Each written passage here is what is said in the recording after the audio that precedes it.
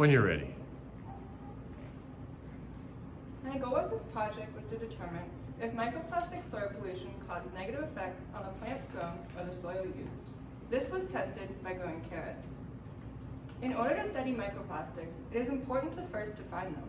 According to the National Oceanic and Atmospheric Administration, a microplastic is a plastic particle that is less than 5 millimeters long. In contrast, according to He in 2018's research, a nanoplastic is a particle that is less than 0.1 micrometers long. In my experiment, the particles used were 0.043 millimeters long, which qualifies them as microplastics. After defining a microplastic, I looked into what these soil pollutants do. Soil degradation is a process in which the current or future capacity of the soil to produce goods or services is degraded. There are 4 degrees of soil degradation. These include light, moderate, strong, and extreme. As this scale progresses, the soil becomes less suitable for farming and the chance of reversal decreases. According to research done by Adenley and others in 2020, biomass loss is a result of unsustainable human activity. Human-induced soil contamination is caused by many things, such as agricultural expansion, urbanization, wood fuel extraction due to overgrazing and deforestation, and finally, bioindustrial and industrialized activities. According to Oldman, the Earth's soils are being rendered away, rendered sterile, washed away, rendered sterile, and intoxicated with toxic materials. Another thing that I used outside resources for was for developing a base for my method. From 2 studies, one done by Abel D'Souza McCaw in 2019 and research done by Hill and others in 2018, I developed this base. These studies taught me the importance of properly collecting samples, as well as to sieve soil before planting. They also mentioned drying and floating samples for analysis, as well as microwaving particles to avoid contamination. The last thing that I used outside resources for was to determine a microplastic to soil concentration ratio. From Abel D'Souza McCaw's research in 2018, I developed a list of multiple different concentration ratios. From this list, I took the lowest value, which was 0.002%, and the highest value of 7%. Taking the midpoint of these 2 values, I had my concentration used in this experiment. After this background research, I had many assumptions swirling around my head. My most obvious original assumption was that the microplastics added to the soil would cause negative effects on the plants grown. After planting, though, this was quickly proven wrong. From there, I swiveled and developed 2 other hypotheses. The first is that the particles added to the soil caused extra aeration, which then caused faster growing rates. While this may be true, I don't believe that it is feasible, especially because all of the soil was sieved before planting. My second assumption was that the reflective nature of the particles caused photosynthesis to occur faster or more often, again causing a faster growing rate. Though I am unsure whether both of these things are practical, I stand by the fact that microplastic soil pollution is harmful to the environment. To determine if this is true, I used the following 5-stage process. The first stage was collecting background research and materials. 4 pots, 3 8.89-inch wide by 10-inch tall pots were used. These were washed before planting to avoid contamination. For soil, 2 mixes were used. The first was Splendor Grow plant mix. 10.5 pounds of this soil was placed in each pot. Along with this, half a pound of ProMix Premium all-purpose soil was placed in the pots. This totaled 11 pounds in each pot. After this 11 pounds was placed in the pot, 2 of the pots were chosen to remove 5 pounds from and add 3.501% of that soil weight. This equaled 79.4 grams. After the 79.4 grams was mixed in with the 5 pounds, it was then returned to the pots, and one of these pots was chosen to add an additional 20% of the original 79.4 grams of microplastics. 20% was chosen because 20% of all agricultural soil is moderately degraded, and 20% of soil has experienced human-induced contamination. I chose to add additional increments of microplastics to replicate soil pollution being added on top of the soil in the natural environment. Overall, 3 different pots were used. 1 control pot with no microplastics, 1 pot with just the 79.4 grams of microplastics, and 1 pot with also the 79.4 grams that received an additional 1.5 grams a week. For seeds, 0.63 grams of red cord chantenay carrot seeds were placed in each pot. This specific kind of carrot was used because the root is shorter and overall they grow faster, making them more suitable for indoor growing conditions. The pots were placed under 8.5 hours of light a day. They received water as needed to ensure that the top of the soil was moist, and they were thinned as needed to avoid overcrowding in the pots. Each week, when the additional 1.59 grams of glitter was added, pictures were taken to track the progress in each pot. The seeds were planted on December 2nd of 2021, and the first additional increment of glitter was added on December 9th of 2021. The last increment of glitter was added on March 25th, 2022, and the first harvest occurred on March 29th of 2022. The second harvest occurred a week later on April 9th.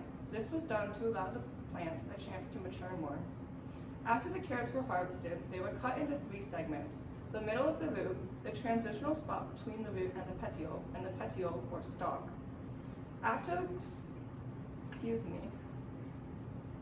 The samples were then cut to size and placed in nuts and bolts. Gulf wax was then poured over them and they were left overnight to harden.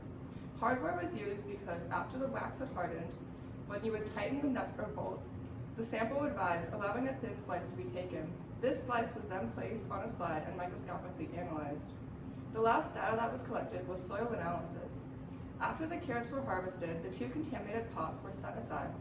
For soil analysis, the top of the soil was measured from its settled point to the top of the pot and then scraped away until the microplastic particles stopped appearing. Because of the research method used, the data that was collected was observations. The first observation occurred when the plants sprouted. The 2 contaminated pots produced sprouts that were first observed on December 13th, 2021. The control pot produced sprouts 4 days later on December 16th of 2021. These images are from the 5th week of growing and were taken on January 6th of 2022. As you can see here, there is a trend that continued throughout the rest of the experiment, which was that the control pot was behind the other 2 pots. It is important to acknowledge that the carrots were estimated to take 60 to 80 days of growing, but instead they were pulled after 117. This is very puzzling, and while it may have been due to indoor growing conditions, I am unsure why this happened. During harvest, 3 different maturity levels of carrots were pulled. These are fully developed, barely developed, and partially developed. A fully developed carrot can be defined as a full-grown carrot, whereas a partially developed carrot is significantly smaller than a full-grown carrot, but the taproot has started to expand. In contrast, a barely developed carrot has just started to form a taproot and not expand. To quantify my data, as you can see here, the control pot produced 5 barely developed carrots, 2 in the first week of harvesting and 3 in the second week. The control particle pot produced 4 barely developed carrots, 2 each week. Along with this, 1 partially formed carrot was produced from the control particle pot. The only fully developed carrot was yielded from the adding particle pot, and it was measured in at 3.1 inches long. This carrot was pulled in the second week of harvesting. The adding particle pot also yielded 3 barely developed carrots in the second week. Overall, the contaminated pots and the second week of harvesting yielded bigger carrots. Microscopic analysis was done to confirm and prove that microplastics were not in the plants. The root segment was analyzed at 2 different places, the cortex, or middle outside section, and the xylem. The cortex was the outside circumference, and the xylem was the middle circular section. No microscopic discrepancies were found in either of the microscopically analyzed segments, but it was observed that when harvesting the contaminated carrots, they came out coated in microplastics.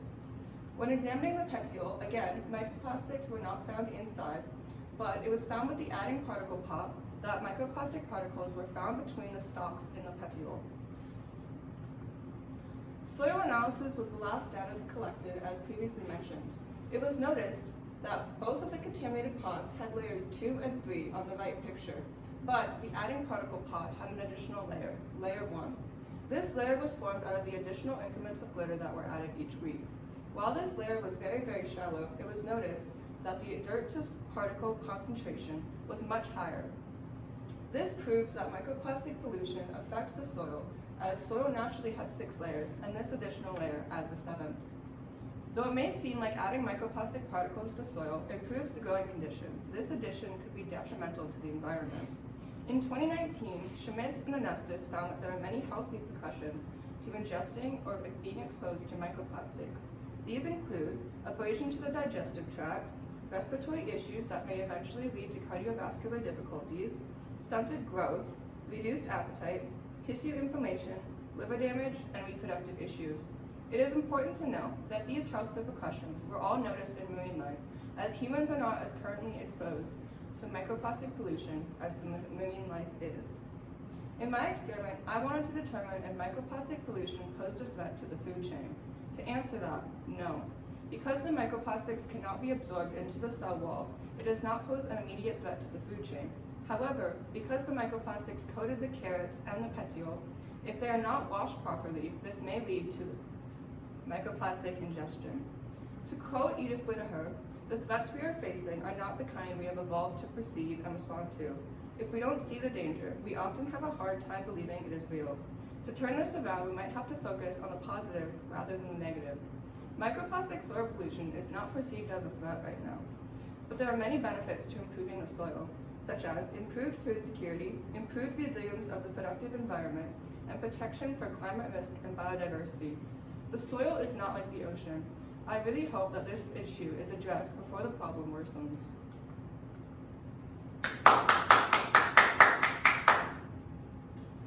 Some questions. How did you determine which results generated by your research method were most important in informing your new understanding? My results informed my new understanding because the three main things were the coated petioles and the carrots, as well as the formation of layer 1. This broadened my knowledge on the topic because I thought that originally the microplastics would be absorbed into the carrots, but they weren't. But since they are coating the carrots, this does pose a threat because might be ingested, so this proves that it is a health risk. Okay. How do your findings provide direction for future research in this field? There were many areas that I had limitations on, such as using reflective particles, and also my soil analysis wasn't very proper. So I think that those directions could be looked into, as well as nanoplastic pollution and observing or quantifying or looking into the wastewater runoff on the pods. Okay, all right. One last question. How did you handle the uncertainty of the research process? So the carrots were originally supposed to take 60 to 80 days, and that's already a long waiting period, but since they took longer than expected and my original glitter concentration was based off of the estimated growing time, I had to make the decision halfway through my project to keep adding the 1.59 increment, even though that wasn't exactly exact. Okay. Thank you. For the round of applause.